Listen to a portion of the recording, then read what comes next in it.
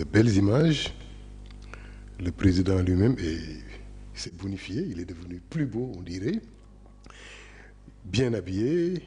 Bon, il lit bien son texte. Donc les errements, les gars, ils l'ont souligné au début, du point de vue du regard, de la tenue, évidemment, maîtriser na lépp. Mais je ne sens pas la chaleur de sa voix. Oui, et je ne sens pas la chaleur parce que il est attendu, lui et son gouvernement, et dirigeant bu ñu xaar bu day noonu, de par la chaleur de ta voix, tu dois pouvoir faire se tenir debout ton peuple. Dafa am benn boroom xam-xam bu doon wax ne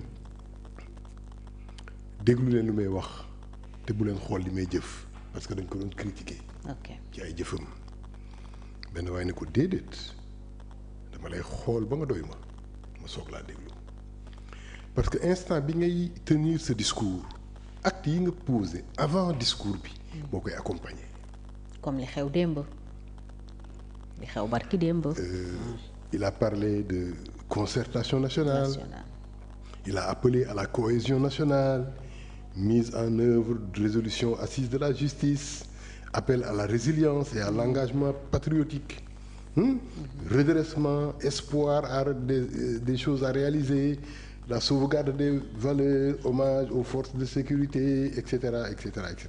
Il a fait beaucoup d'annonces. Mais au regard de l'actualité, au regard de ce que ce peuple est devenu, à cette heure-là, vraiment, collé. Son discours n'est pas en phase porté par les actes posés. Parce que li xew dem assemblée, c'est une bonne chose. Ok, l'assemblée fait son travail, comme nous l'avons dit. Ping-pong bi moo ëpp, c'est vrai.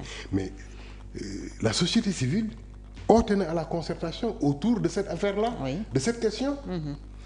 Des Sénégalais se sont levés pour donner leur avis.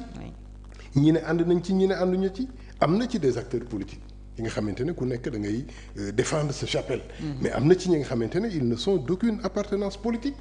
Mais dégluwuñ leen dañu forcer def li nga xamante ne moom la ñu def avec leur majorité comme ñoom niñ ko doon dénoncer démb une majorité mécanique une majorité aveugle des députés du président des députés du gouvernement qui sont là aveuglément qui exécutent alors que tey espoir bi ñu porté woon ñoom mënoon na fexe ba Sénégal dépassé loolu su fekkonte ne déglu nañu askan bi ak ñi nga xamante ne ñoo doon wax ne ànduñu ci lii wala ñu ngi ciy proposer ay amélioration tey su defee appel bu mel nii da nga naan c'est vrai peut-être que loolu moo tax chaleur bi manqué à son discours et les gens ont quelque peu l'impression que le Sénégal piétine que li ñu doon dig yëpp li ñu doon wax yëpp ak li ñu doon xaar yëpp quelque part actes yi ñu posé wanewu ko parce que li yëpp solo ci li ñu posé mooy ay confrontation autour du travail fait par la Cour des comptes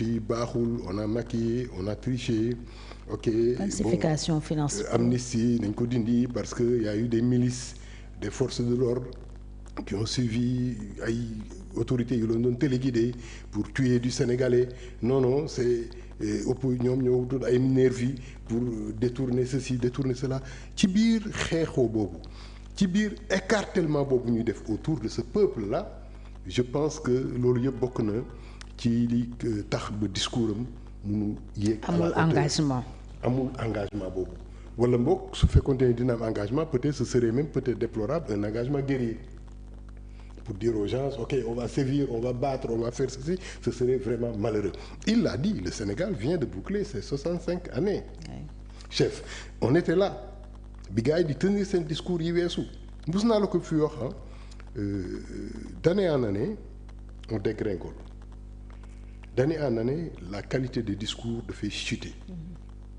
aussi bien à l'Assemblée qu'au niveau de la justice qu'au niveau du pouvoir exécutif qu'au niveau aussi des Sénégalais qui interviennent dans les médias sama genre yi y en avait plus pertinent que moi à l'époque parce que pertinence bi environnement bi da koy favoriser c'est comme les intellectuels d'avant indépendance contexte historique bi moo leen doon porter au firmament le contexte était amplificateur comme période bi yonte yàlla Muhammad dund dafa amoon barke ba képp ku ci yóotu woon sa borom da nga koy laylatul xadri donc pas nuit de la destinée au sens spirituel coranique du terme mais les moments où le peuple est en attente mu am des dirigeants à la hauteur yu porter cette attente avec le discours qu'il faut les mots qu'il faut les actes qu'il faut pour accompagner le discours moo tax ñu doon wax chef de l'État avant ay fête indépendance jot mu gracier ay nit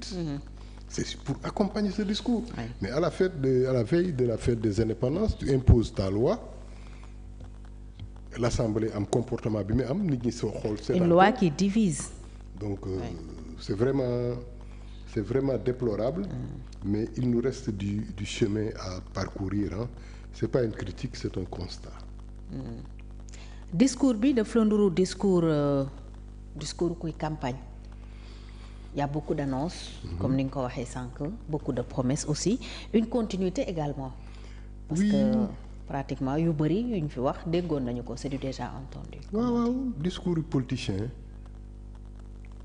discours yu Macky Sall discours yi n'importe quel Sénégalais boo tegoon fii mu tenir discours bi nga solal ko mbubb bi jox ko atour bi te tiens ce discours là c'est un discours neutre à mon avis c'est trop neutre je ne sens pas lan nga doon xaar fan nga doon xaar président je ne sais pas mais xaaruma dara parce que gis naa fi Sénégal tollu et fi Sénégal tollu on ne peut produire que ça c'est un discours à la hauteur du peuple sénégalais et du Sénégalais que nous sommes devenus Sénégal moo toll foofu et on dit que bon contexte bi fii ni peuple bi day noonu la léppam di day suñu discours à la nation nii la mën a day c'est ce qu'on mérite. C'est ce qu'on mérite. Oui.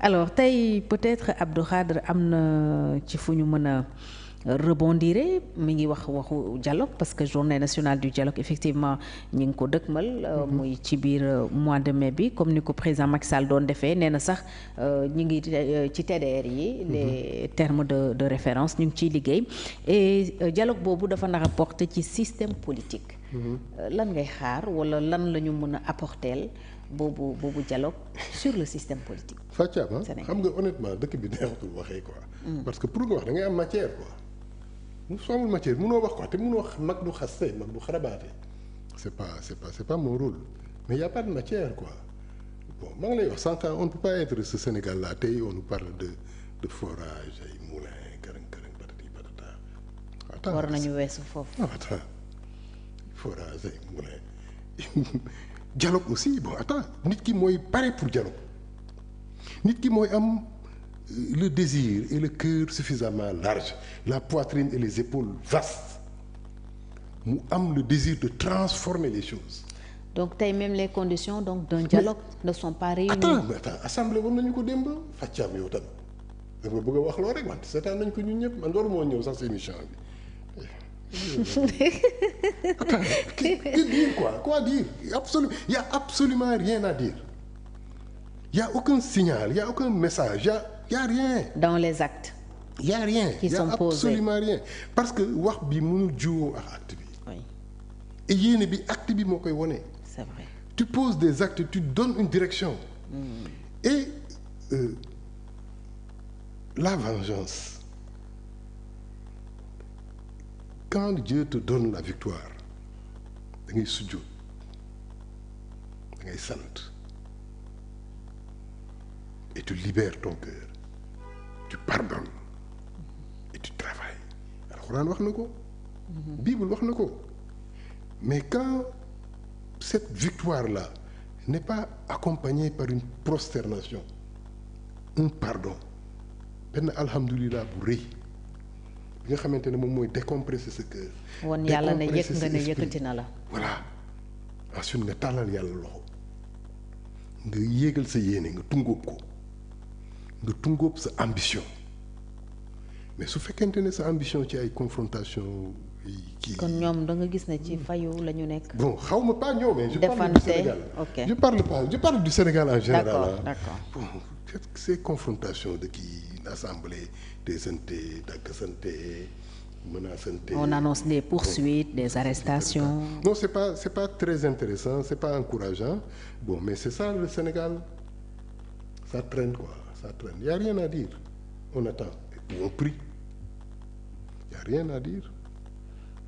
Bravo président.